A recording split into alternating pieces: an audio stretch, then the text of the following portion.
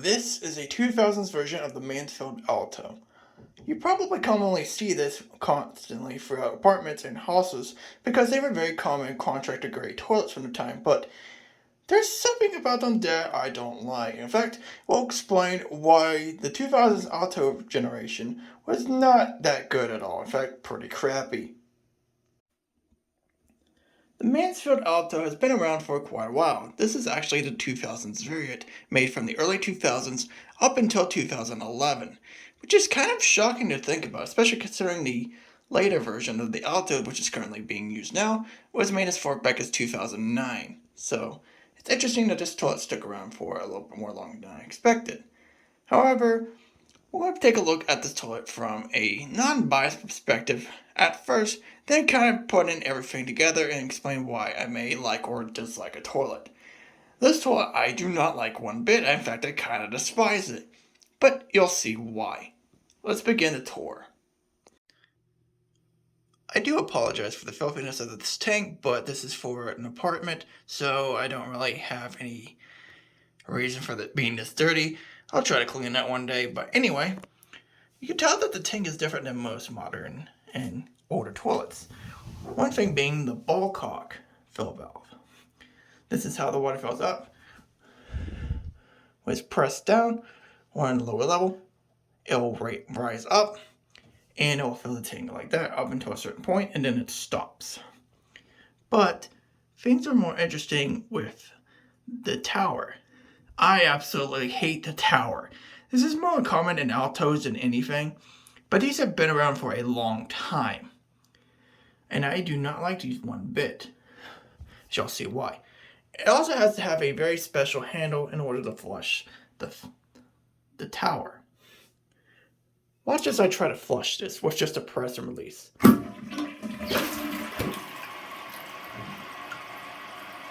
You see how I barely did anything? In fact, you don't even hear the toilet siphoning out.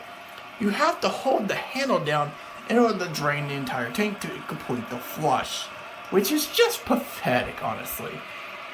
And unfortunately, this problem also consists on the newer Altos as well, where you need to hold down the handle in order to complete the flush properly. Otherwise, you'll be having to flush this thing constantly. But like I just mentioned, it didn't even flush out just by pressing and releasing.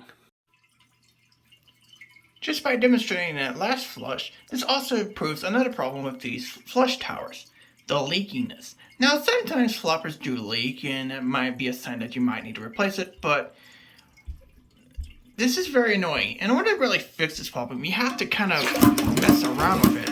And just before I even did that flush there, the ball cock started filling up again, which can cause a lot of water usage to be used, which could be bad on your water bill.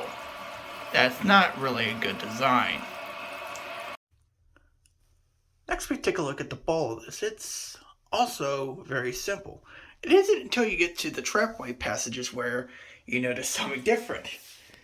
This trapway passage design is a disaster. Look how many curves it has to go around just to get to the bottom of the toilet, which is insane. You can also see some information here. This tells you how much water it uses, 1.6 gallons. I guess that's a model code. I'm not too keen on what that is, but I assume that's a model code. I may be wrong though. Next we move inside the bowl, and it's a little bit different than you might be expecting. The first thing you might notice is the beveled rim. This is iconic in Mansfield's design. They've always used beveled rims for certain models like the Imperial and the Alto, just to name a few. Now, the rim jets, they're about as simplistic as you'll get. They're curved so it can make a swirl, but I do want to highlight back here, kind of where this area is where a large jet of water comes out. And I'll demonstrate it now.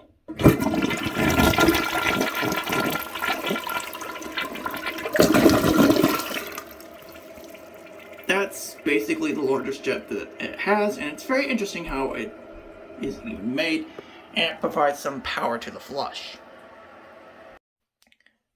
Next, we'll demonstrate the regular flush.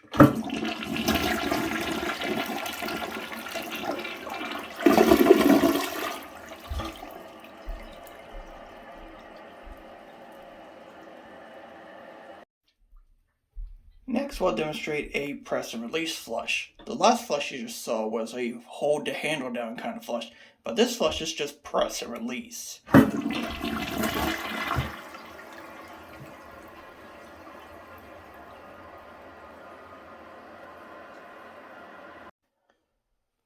As you saw with that press and release flush, that this toilet is not very siphonic.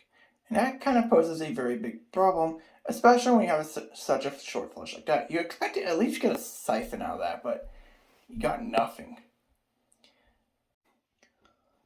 It's also worth noting that the siphon, while it does appear adequate, is not very effective, and the pull of this is also not very great either. This often leads to stuff being left behind more constantly than you expect, which is, again, pretty sad. Also worth pointing out is that the curved trapway passages, as you saw earlier, do affect the performance of this thing pretty bad. And not only that, the flush is just not that great. You may not know this, but the flush is very inconsistent. Like that one flush you just saw before the press and release was pretty powerful, but there's often times where I get flushes that are so sluggish. This thing is a very inconsistent flusher. And that's basically the Mansfield Alto from the 2000s. Not much to see, not much to explain, but now we gotta take a deeper look into how this works normally. Now, this will be based on my experiences, and keep in mind, your experience may be different than mine, so this is kind of where some of the bias starts coming in, but now it's time to give this an overall score. Since this is the first time I reviewed a toilet, I'm going to explain how this grading part will work. I will judge it based on several different factors, from design to flush and many other things that I'll explain more in detail. Obviously, most of these do come from my experience and my point of view, so yours might be a little bit different. That's completely fine. But this is how I see most things in my eyes, so keep that in mind. Starting off with the design of the Mansfield Alto from the 2000s, it's not much to explain. It's pretty generic. It looks about as generic as you'll get, and it gets scores of 4. Talking about the original parts the toilet came with, the original parts do not really age that great. I mean, the ball caulk is perfectly fine and the handle does its job perfectly fine, but the flush tower is my main problem. I absolutely hate it when random toilets have these obscure flushing mechanisms, whether it's the Mansfield flush tower featured on several Mansfield toilets throughout the ages, the dual flapper system that mixed and Vormax systems have, or aqua piston. These things can be hard to replace and get a new one for. They tend to be very expensive to replace, and at this point, why even bother getting another one when you can modify it? I absolutely hate systems like this, and I wish they would go away. I'm kind of glad that most Mansfield toilets now are relying on flappers, but they still manage to screw that up too, considering that most of the flappers they come with are complete and utter garbage. But I guess it's a start from getting away from this obscure flushing tower. Overall, the parts get a 3. Talking about modability, it's perfectly fine to modify this toilet. Like, if you want to replace the ball caulk with a normal fill valve, that's perfectly fine. And the handle is easily replaceable as well, but you have to get a very specific handle. Most normal generic handles will not work for this, so you have to find one exclusively from Mansfield. But those are easy and cheap to come by at like places like Lowe's. However, the flush tower is a different story. Sure, you can put a new base in there with a normal flapper, but getting rid of that can be a bit of a pain sometimes, and modifying it can be a little bit harder for some people. You have to have experience of how to remove the flush tower, and considering that it's kind of obscure now, it might be a little harder for some folks to do, but it is doable. But at this point, why not just buy another toilet? For modability, it gets a 4. The trapway passage design, yeah, that's a 2. Like, that looks like a complete clogging hazard right there.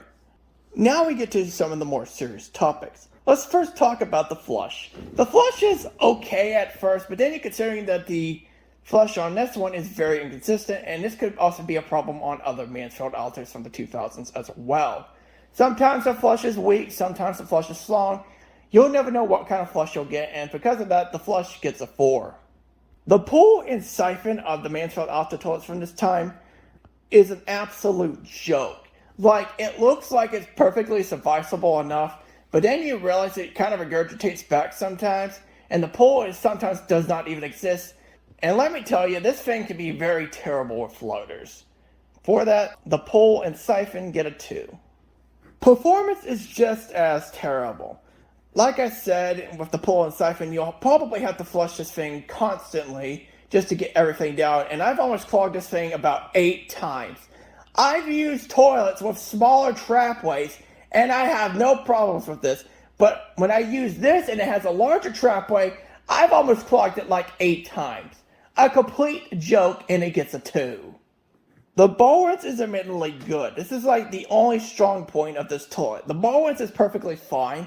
It does its job perfectly well. You might well have the occasional stain every now and then, but it's a minor nitpick. Overall, the ball rinse is a stronger point and gets an 8.